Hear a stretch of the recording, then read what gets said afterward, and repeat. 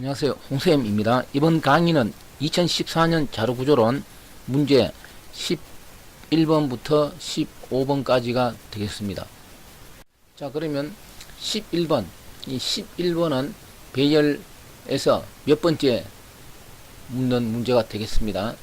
자, 그래서 이 배열 구조를 먼저 살펴보면은 우선 이렇게 되어 있고, 배열이 뭐 첨자가 0 이렇게 시작되는 게 아니고 3, 6, 27, 8, 12 이렇게 시작되고, 그럴 때 이게 면, 행, 열.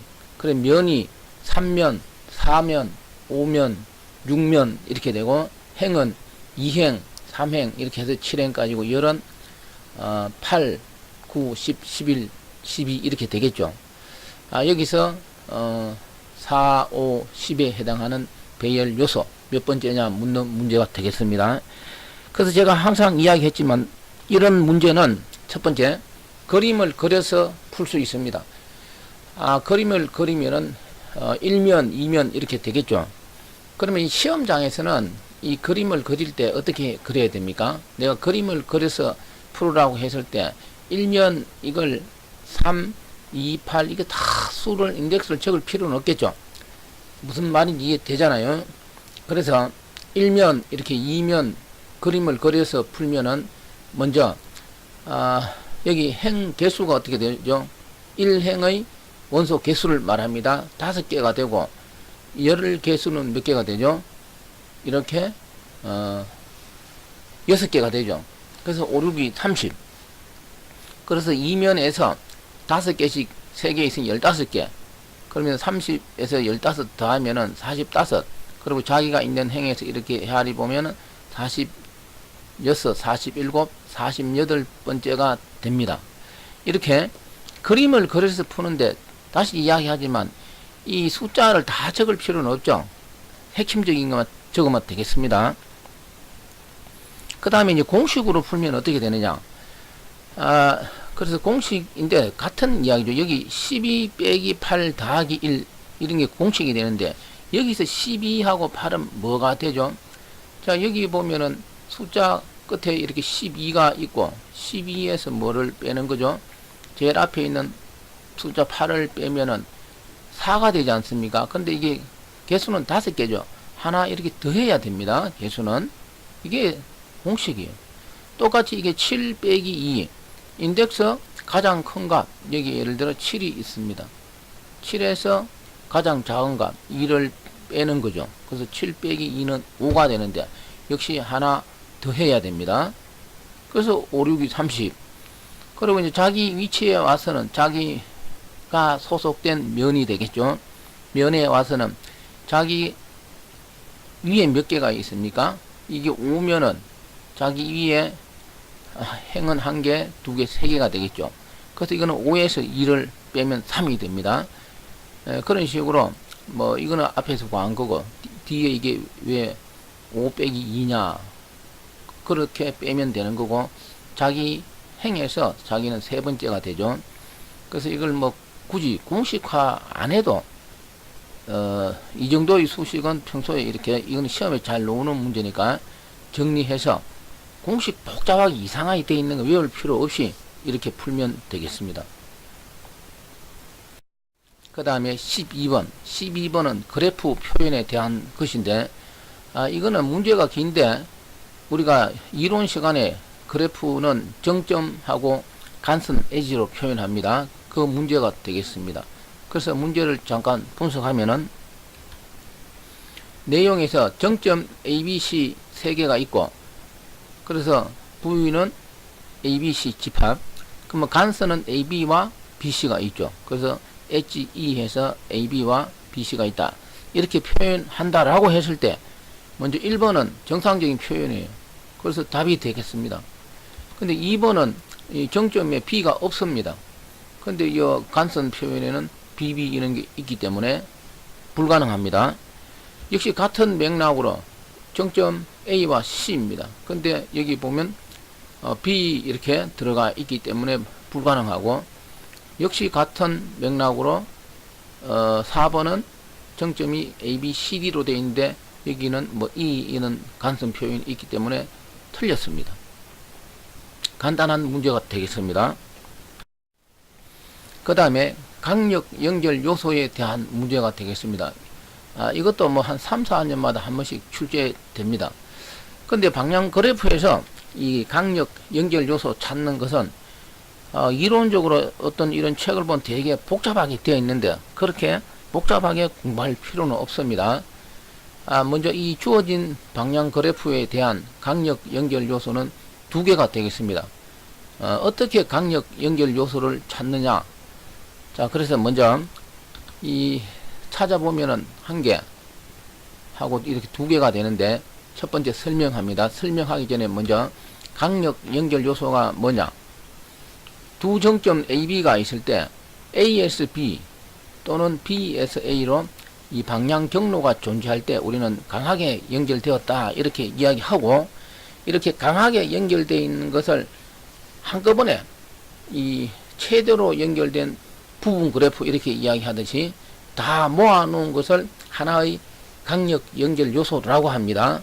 해서 강력 연결 요소 찾을 때는 이렇게 찾으면 됩니다. 먼저 위에 그림에서 이렇게 사이클을 이루는 영역은 하나의 강력 연결 요소가 됩니다. 왜냐하면 빙글빙글 돌아가니까 A에서 B가 있다면 B에서 A로 반드시 방향 경로가 존재하겠죠.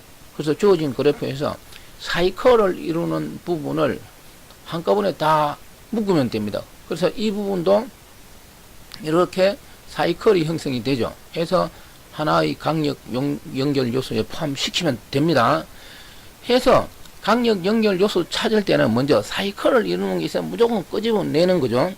그러면 이제 주어진 그래프에서 정점 B를 자세히 보면은 A 또는 E에서 정점 B로 들어가는 하살표는 있는데 B에서 나가는 하살표는 하나도 없습니다. 해서 정점 B를 포함시켜서는 다른 정점하고 A에서 B, B에서 A로 방향 경로가 존재할 수가 없습니다. 해서 설명하면은 단순히 하나의 정점은 뭐라고? 강력 연결 요소에 해당합니다. 해서 이 그래프에 대한 강력 연결 요소는 두 개가 되겠습니다. 주어진 문제에서는 이 두 강력 연결 요소에 속해 있는 정점 수가 어떻게 되느냐? 첫 번째 거는 5개고 두 번째 거는 하나가 되겠죠. 그래서 5, 1이 되겠습니다. 그 다음에 역순, 역 리스트 문제가 되겠습니다. 이 역 리스트 구하는 문제는 평균 4년마다 약 한 번씩 출제가 되는데 항상 똑같이 출제가 됩니다. 상당히 어려운 문제라고 생각할 수가 있습니다. 그러면 먼저 역 리스트가 뭐냐? 자, 주어진 문제에서는 헤더가 뭐 이렇게 스타트 이렇게 되어 있습니다. 그래서 제가 여기 스타트 이렇게 헤더를 붙였습니다. 그래서 어떤 단순 연결 리스트 정점 1, 2, 3이 있다면은 역순 3, 2, 1 이렇게 바꾸는 것을 우리가 역순으로 바꾸는 걸 역 리스트라 이렇게 이야기합니다. 자, 그러면 이 역 리스트를 구하기 위해서는 먼저 이 주어진 알고리즘에서 사용된 변수가 있겠죠. 이 변수 테이블을 그려서 하나하나씩 따져가면서 풀어야만 됩니다. 변수 테이블을 그리지 않고 머릿속에서 이 변수 값을 다 기억하면서 풀 수는 없습니다. 해서 시험장에서 곧대로 변수 테이블 그려서 하나하나 따져가면서 이 주소 있는 거 다 적어서 풀려면은 1분 만에 풀 수가 없습니다.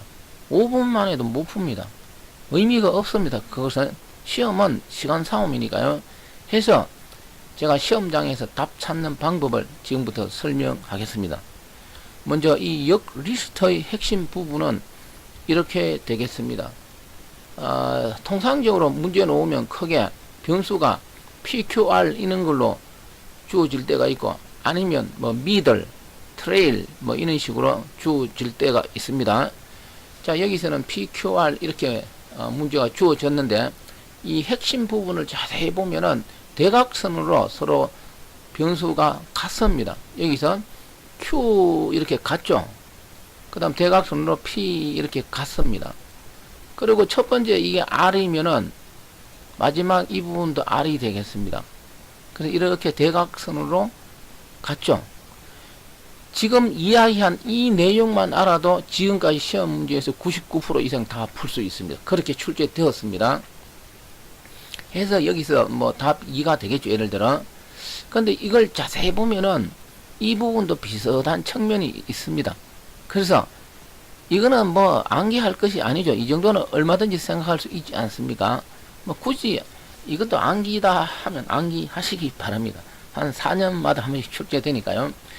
자, 그럼 왜 영리스트에서는 이렇게 변수 모양이 알고리즘에서 대각선으로 같으냐? 우리가 역 리스트하고 비슷한 게 뭐가 있냐 하면은 두 변수 교환하는 겁니다. 자, 여기서 우리가 두 변수 교환하는 거, 역 리스트를 만들기 위해서는 교환이 돼야 되겠죠. 그래서 우리가 두 변수 교환하는 식을 자세히 보면은 이렇게 대각선으로 같죠. 이렇게 AA, BB 같고 이렇게 C 같습니다. 마찬가지로 영 리스트도 이와 유사합니다. 예, 쉽게 암기할 수 있을 것 같습니다. 아무튼 시험장에서는 빨리 풀어야만 됩니다. 자, 그 다음 15번은 일반 트리와 이진 트리 관계입니다. 통상적으로 일반 트리를 이진 트리로 고쳐서 푸는 문제가 많이 나오는데 이 문제는 거꾸로 이 주어진 이 그래프는 이진 트리가 되겠습니다. 다시 말하면 일반 트리를 이진 트리로 바꾼 것이 되겠습니다. 그랬을 때 이 문제에서는 일반 트리로 다시 이 이진 트리를 일반 트리로 바꿨을 때 그 구조를 여기 1, 2, 3, 4에서 묻습니다. 옳은 것을 찾는 것이 되는데, 자, 그러면 이걸 그대로 놓고 풀 수도 있습니다. 왜냐하면 우리가 여기서 먼저 하나 적어 보면은 우리가 A를 기준으로 B와 C가 있는 구조가 되겠죠. 이진 트리를 일반 트리로 고쳤을 때는. 근데 우리가 이게 예를 들어 일반 트리라면 이진 트리를 어떻게 고치죠? 이진 트리를 고치면은 장남은 좌측으로 나머지는 다 우측으로 보내는 그런 이진 트리를 고치면 이렇게 되죠. 그리고 거꾸로 일반 트리와 이진 트리 관계입니다. 해서 B의 자식 노드의 개수를 이렇게 일반 트리로 변경시켜서 찾으면 되는데, 그러면 고쳐 보겠습니다. 그러면 이제 B를 기준으로 볼 때는 어떻게 되죠? B의 자식은 3개가 되겠죠. 왜냐하면은 이렇게 맞이는 좌측으로 보내고 나머지는 이렇게 다 우측으로 보내지 않습니까? 같은 맥락으로 D는 뭐 I 하나밖에 없고 C는 G와 H가 되겠죠.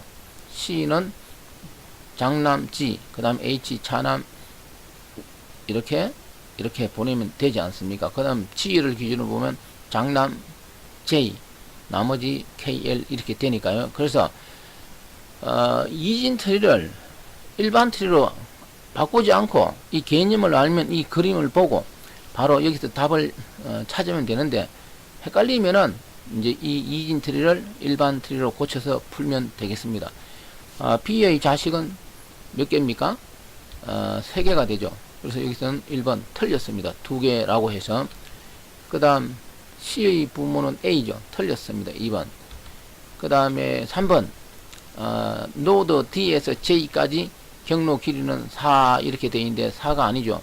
여기 보면 D에서 D라고 그랬죠. D에서 이 J까지의 경로 길이는 하나, 둘, 셋, 넷, 5개가 됩니다. 그래서 틀렸습니다. 해서 답은 4번 단말 노드 개수는 7개가 되겠습니다. 뭐 I, E, F 뭐 이렇게 해서. 자, 그래서 15번 문제 뭐 쉽게 풀 수 있을 것 같습니다. 이번 강의는 여기까지입니다. 꼼꼼하게 잘 정리하시기 바랍니다.